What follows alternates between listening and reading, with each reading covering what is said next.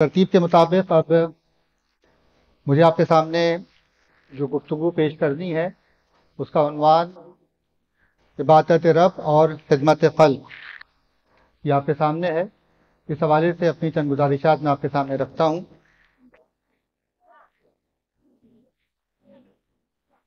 الحمدللہ نحمدہ ونصلی علی رسولہ الکریم، اما بعد، اعوذ باللہ من الشیطان الرجیم، بسم اللہ الرحمن الرحیم۔ قال اللہ تبارک و تعالی کما ورد فی سورۃ النساء واعبدوا اللہ ولا تشرکوا بہ شیئا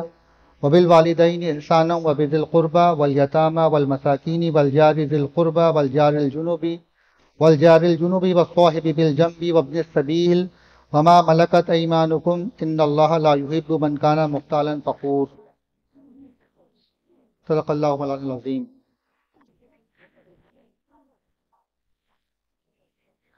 حاضرین گرامی، اللہ تعالیٰ کی طرف سے انسان کے اوپر جو ذمہ داریاں عائد کی گئی ہیں، ان ذمہ داریوں کا عمومی عنوان ہم اسلام کے حوالے سے سمجھتے ہیں کہ اسلام اللہ تعالیٰ کی طرف سے ہمارے پر کچھ عائد کی گئی ذمہ داریوں کا نام ہے۔ اپنے آپ کو ان ذمہ داریوں کے لیے تیار کر کے، ان ذمہ داریوں کو قبول کر کے سر تسلیم خم کر دینا، جھکا دینا، سرنڈر کر دینا، یہ ساری چیزیں اسلام کے حوالے سے ہمارے سامنے آتی ہیں۔ عبادت رب کی جو بات ہے، اس میں عبادت اور رب یہ خود دو ایسے الفاظ ہیں جو اپنی جگہ پر اصطلاح کے طور پر اسلام میں استعمال کیے جاتے ہیں۔ اصطلاح کی تعریف بھی ہمارے سامنے بارہا آتی رہتی ہے، بار بار مختلف مواقع کے اوپر اس کا ذکر ہوتا ہے کہ اصطلاح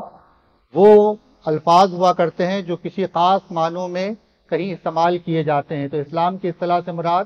کہ وہ الفاظ جو کہ اسلام میں استعمال کیے گئے، یعنی جن کا قرآن کریم کے اندر ذکر آیا مخصوص معنی کے اندر، یا ان کو سنت کے اندر نبی کریم صلی اللہ علیہ وسلم نے کچھ معنوں کے اندر، خاص معنوں کے اندر استعمال کیا، تو یہ اصطلاح بن جاتی ہے۔ اسی طریقے سے عبادت اور رب یہ الفاظ جو ہیں، سید مودودی کی وہ مشہور اور معروف کتاب جو ہے قرآن کریم کی 4 بنیادی اصطلاحیں، جو ان کی تمام فکر کا بنیادی نقطہ ہے اس بات کے اوپر کہ دین کے فہم کے لیے، قرآن کریم کی سمجھ کے لیے، قرآن کریم کی یہ 4 بنیادی اصطلاحیں جس میں عبادت اور رب کا لفظ بھی شامل ہے، ان کو سمجھے بغیر ہم دین کو سمجھ نہیں سکتے۔ دین کو سمجھ نہیں سکتے تو دین کے اوپر عمل بھی نہیں کر سکتے، اور عمل کے اوپر ہی سارا دار و مدار ہماری کامیابی اور ناکامی کا ہے۔ تو یہ عبادت کا جو یہ لفظ ہے، یہ ایک کثیر معنی لفظ ہے، کئی اس کے مفہوم آتے ہیں ہمارے سامنے۔ مختصراً اس کی بات اگر کی جائے تو یہ بات ہمارے سامنے آتی ہے کہ یہ عبادت انسان کی پوری زندگی کے اوپر پھیلی ہوئی ہے۔ انسان اپنی ساری زندگی کے اندر، پوری زندگی کے اندر، ہر معاملے کے اندر، ہر گوشے کے اندر جو طرز عمل اختیار کرتا ہے تو وہ عبادت کی ذیل میں آ جاتا ہے۔ عبادت کا لفظ عبد سے نکلا ہے، غلامی سے نکلا ہے، اور یہ غلامی کس کی ہے؟ اللہ تعالیٰ کی غلامی ہے۔ تو یعنی عبادت کے لفظ کی جب بات کی جاتی ہے، عبادت کی بات کی جاتی ہے، ہم اللہ کے غلام ہیں۔ عبداللہ، اللہ کا بندہ، اللہ کا غلام۔ تو یہ لفظ جو استعمال کیا گیا، اس لفظ کی جو وسعت ہے وہ بہت بے انتہا ہے کہ پوری زندگی انسان کی اس میں سما جاتی ہے کہ ہر معاملے میں اللہ تعالیٰ کی اطاعت اور اللہ تعالیٰ کی بندگی ہمیں کرنی ہے۔ عبادت کے حوالے سے جو غلط فہمیاں پھیلی ہوئی ہیں کہ 5 وقت کی نماز ادا کر دینا، اور نماز، روزہ، اور اس کے ساتھ حج اور زکوٰۃ وغیرہ، یہ چند مراسم عبودیت اختیار جب ہم کر لیتے ہیں تو ہم عبادت کا حق ادا کر دیتے ہیں۔ جبکہ اگر اس کو دیکھا جائے قرآن کریم کے حوالے سے، نبی کریم صلی اللہ علیہ وسلم کی سیرت کے حوالے سے، آپ صلی اللہ علیہ وسلم کی تعلیمات کے حوالے سے، تو یہ بات ہمیں نظر آتی ہے کہ بات اس طرح نہیں ہے جیسے غلام کی زندگی کا کوئی لمحہ ایسا نہیں ہے جو غلامی سے باہر ہو۔ اس کی پوری زندگی غلامی کے دائرے میں آتی ہے۔ ہر کام جو وہ کرتا ہے، وہ سوتے ہوئے بھی غلام ہے، جاگتے ہوئے بھی غلام ہے۔ اگر مالک کا کوئی کام کر رہا ہے تو غلامی کے تحت ہی کر رہا ہے، اور اگر اپنی مرضی سے بھی کوئی کام کرنے کی کوشش کرتا ہے تو رہے گا وہ تب بھی غلام ہی۔ تو یہ غلام کا جو لفظ ہے، جو عبادت کی بات ہے، عبد کی بات ہے، یہ ہمیں سمجھاتی ہے کہ ہمیں اپنی پوری زندگی میں اللہ تعالیٰ کی بندگی کو اختیار کرنا ہے۔ ہر معاملے میں اللہ تعالیٰ کی بندگی کو ہمیں پورا کرنا ہے۔ تو یہ اس حوالے سے تو اللہ تعالیٰ ہمارے سامنے یہاں تک اس بات کو لے کر آ جاتے ہیں کہ سورہ ذاریات کی آیت نمبر 56 کے اندر اللہ تعالیٰ نے یہ بات ارشاد فرما دی کہ وما خلقت الجن والانس الا لیعبدون، کہ ہم نے تمام جن و انس کو پیدا کیا ہے تو مقصد ان کا جو تخلیق کا ہے وہ صرف یہی ہے کہ ہماری عبادت وہ کریں، الا لیعبدون، کہ وہ ہماری عبادت بجا لائیں، ہماری بندگی کریں، اپنی پوری زندگی کے اندر ہماری بندگی اختیار کریں۔ تو یہ سب سے پہلی بات تو یہ کہ ہم اس بات کی دعوت سب کو دیتے ہیں، سب کو سمجھاتے ہیں، خود سمجھنے کی ہمارے اوپر سمجھنے کی بات ہے، اور سب کو یہ سمجھانے کی بات ہے کہ عبادت پوری زندگی کے اندر ایک پھیلی ہوئی چیز ہے، پوری زندگی کے اوپر یہ محیط ہے۔ دوسری بات اس کے ساتھ جو آتی ہے وہ یہ کہ یہ عبادت جس کی جا رہی ہے وہ رب، تو رب کے حوالے سے جو بات ہے وہ یہ کہ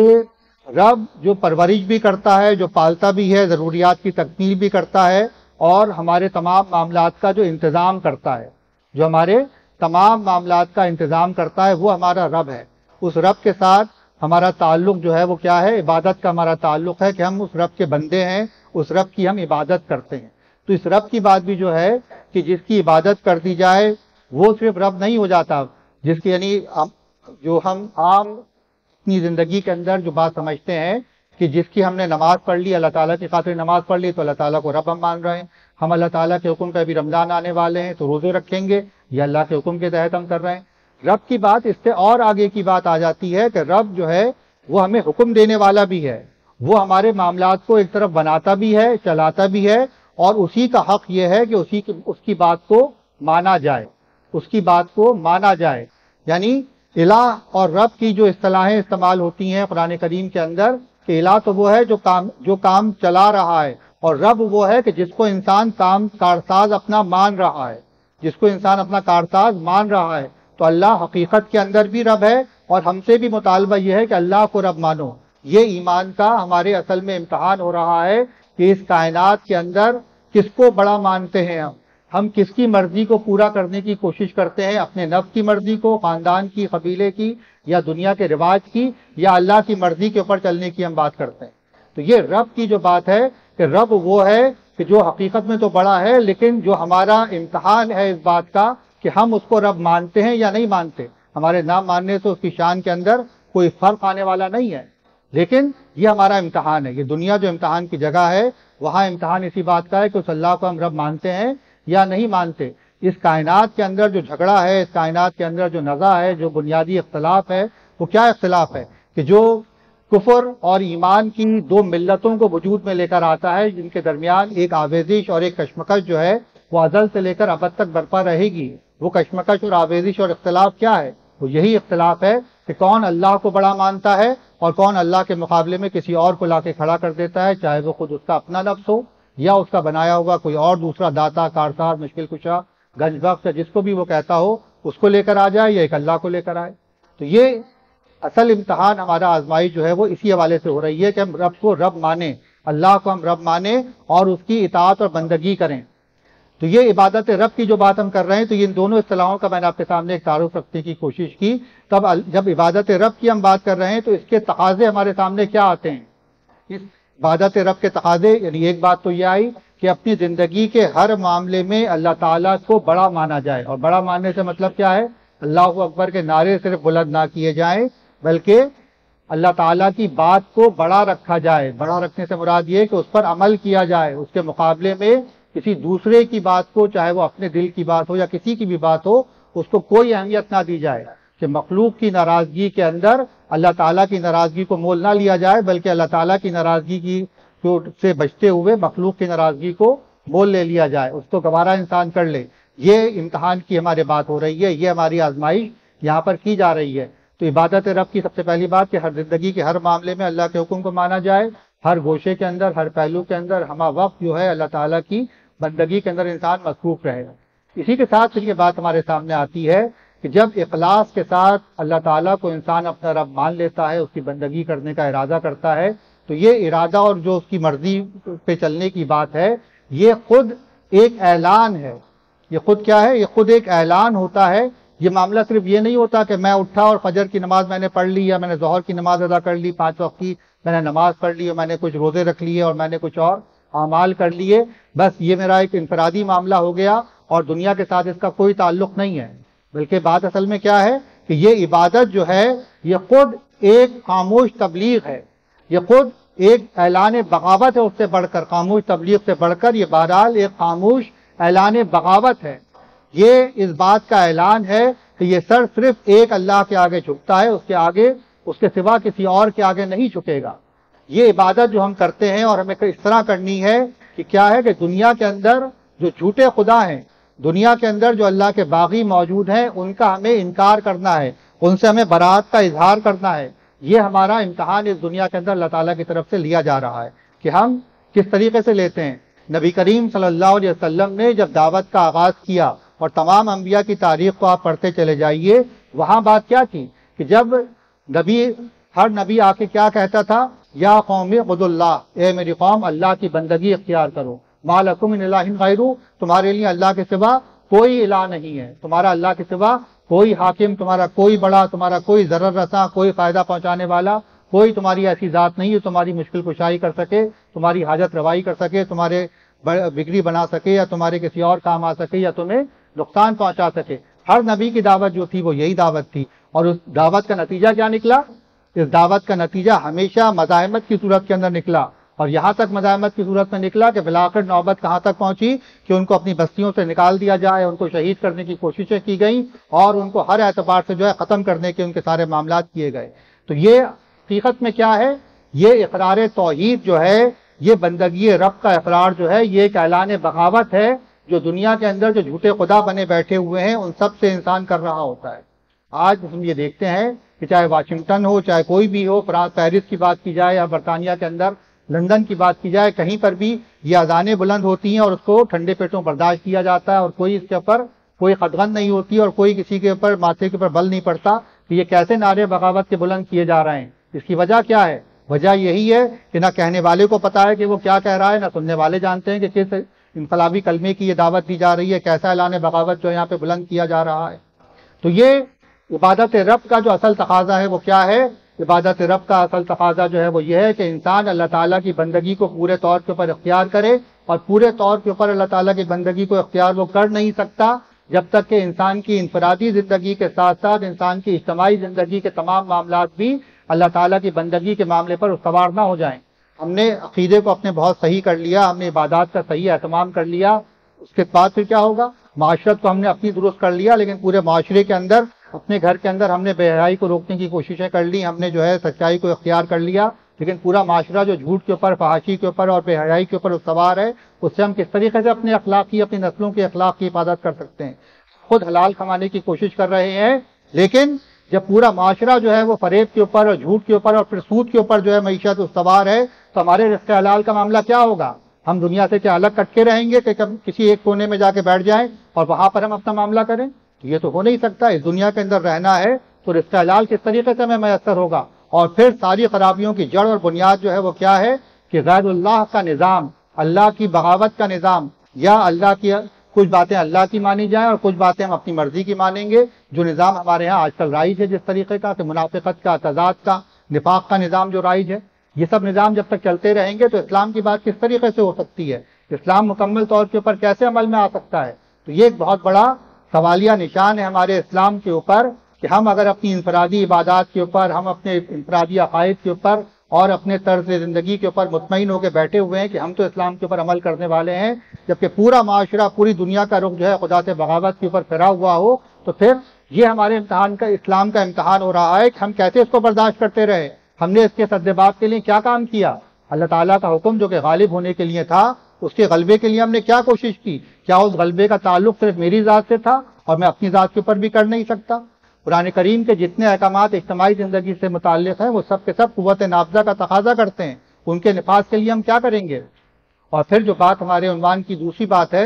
خدمت خلق کی بات۔ خدمت خلق سے مراد ہم یہ سمجھتے ہیں کہ لوگوں کو کھانا کھلا دیا جائے، کسی کی کوئی مدد کر دی جائے، ضرورت مند کا جو ہے وہ ساتھ دے دیا جائے، لیکن بات کیا ہے؟ آج اگر آپ جائزہ لے کے دیکھیے تو ہم یہ دیکھتے ہیں کہ خدمت خلق کی بڑی بڑی تنظیمیں مسلمانوں کے اندر بھی موجود ہیں۔ یہ بات بلا شبہ کہی جا سکتی ہے اور کہی جاتی ہے کہ خدمت خلق کا جتنا بڑا نیٹ ورک مسلمان ممالک کے اندر مسلم تنظیمیں چلا رہی ہیں، دنیا میں اس کی کوئی مثال نہیں ملتی۔ یہ بات بھی کہی جاتی ہے کہ جتنا زیادہ جو ویلفیئر کے، فلاح و بہبود کے اور خدمت خلق کے کاموں پر بحیثیت قوم کے اگر کوئی خرچ کرتا ہے تو دنیا میں سب سے زیادہ وہ مسلمان ہیں۔ کہ جو خدمت خلق کے کاموں پہ سب سے زیادہ خرچ کرتے ہیں. پھر آپ دیکھیے دنیا میں بدترین معاشرے کون سے ہیں؟ اہل ایمان کے معاشرے ہیں، جو غربت کے حوالے سے بھی، جرائم کے حوالے سے بھی، مسائل کے حوالے سے بھی، ہر نوعیت کے، اور صفائی کے معاملات لے لیجئے، ہر نوعیت کے معاملوں میں جو غلیظ ترین اور جو بدترین معاشرے نظر آتے ہیں وہ سب بھی ہمیں اہل ایمان کے معاشرے ہی نظر آتے ہیں. اس کا سبب کیا ہے؟ سبب یہی ہے کہ جب خدمت خلق کے چند کاموں کو کرنے کی ہم نے کوشش کی اور اس کی بنیاد کے اوپر ہم نے کچھ کام کرتے رہے، لیکن مسئلہ کیا ہے؟ مسئلہ یہ ہے کہ خدا سے بغاوت کا جو نظام دنیا کے اندر رائج اور قائم ہے، یہ نظام مسلسل خرابیاں پیدا کر رہا ہے. یہ نظام مسلسل خرابیاں پیدا کرتا رہتا ہے، اور نتیجہ کیا ہے کہ یہ جتنی بھی اصلاح کی کوششیں جزوی طور کے اوپر کی جاتی ہیں، اب ایک بھوکے کو کھانا کھلاتے ہیں 10 بھوکے اور آ جائیں گے، 10 بھوکوں کو کھانا کھلائیں 100 بھوکے اور آ جائیں گے. یہ تو ایک ایسا سلسلہ ہے جو کبھی ختم ہونے والا نہیں ہے، رکنے والا نہیں ہے. تو بندگی رب کا تقاضا جو ہے وہ کیا ہے؟ نبی کریم صلی اللہ علیہ وسلم، اور جیسے قرآن کے اندر بھی آتا ہے کہ کسی بھوکے کو کھانا کھلانا، یہ سب اس کی بڑی فضیلت ہے. لیکن جو اصل بات ہے وہ کیا کہ یہ کام کرنے کے ساتھ ساتھ ہم اس نظام کو بدلنے کی کوشش کریں جو یہ مظلوم کو پیدا کر رہا ہے، جو ظلم کے شکار افراد کی تعداد کو مستقل بڑھاتا چلا جا رہا ہے. تو ضمناً ایک بات یہاں کہی جا سکتی ہے کہ اہل ایمان کے معاشروں کی بات کیوں ہے اور یہ کفر کے معاشرے وہ پھل پھول کیوں رہے ہیں. یہ تقابل کا ایک الگ میدان ہے جس کے اوپر مختلف دلائل کے حوالے سے بات کی جا سکتی ہے. اس وقت بات ہم صرف اتنی کر رہے ہیں کہ اہل ایمان کی ذمہ داریاں کیا ہیں. تو حضرات گرامی اور میری بہنوں کے بات ہماری ذمہ داریوں کی ہے کہ ذمہ داریاں ہماری کیا ہیں کہ اللہ کے دین کا تقاضا ہم سے یہ ہے کہ خود اپنے آپ کو جھکا دیں، اپنے آپ کو اللہ کے سپرد کر دیں، اور اللہ کی سپردگی کا لازمی تقاضا یہ ہے کہ اقامت دین کی جد و جہد کے اندر ہم اپنے تن من دھن کے ساتھ مصروف ہو جائیں. یہی ہماری اصل ذمہ داری ہے، اور یہی تحریک اسلامی پاکستان کی اصل دعوت بھی ہے کہ ہم تمام بندگان خدا کو بالعموم اور جو پہلے سے مسلمان ہیں ان کو بالخصوص اپنی پوری زندگی میں انبیاء علیہ السلام کی پیروی اختیار کرنے کی دعوت دیتے ہیں. اور ہم تمام مسلمانوں سے یہ بات کہتے ہیں کہ وہ اپنی زندگی سے نفاق اور تناقض کو خارج کر دیں. جو کنٹراڈکشن ہے ان کی زندگی میں، تضاد آ رہا ہے، نفاق آ رہا ہے کہ اللہ کو مانتے ہیں لیکن اللہ کی بات کو نہیں مانتے، اس کو اپنی زندگیوں سے خارج کیا جائے. اور ساری خرابیوں کی جڑ ہم اس بات کو قرار دیتے ہیں کہ اللہ تعالیٰ کے باغیوں کا، اللہ تعالیٰ سے پھرے ہوئے لوگوں کا دنیا کے اوپر اقتدار قائم اور دائم ہو چکا ہے، اس کو ختم کرنے کی کوشش کی جائے. یہی ہماری اصل دعوت ہے، یہی ہماری اصل ذمہ داری ہے. اللہ تعالیٰ سے دعا ہے کہ ہمیں اس بات کو سمجھنے کی اور اس کے تقاضوں کو پورے طور پر ادا کرنے کی توفیق عطا فرمائے. وآخر دعوانا الحمدللہ رب العالمین.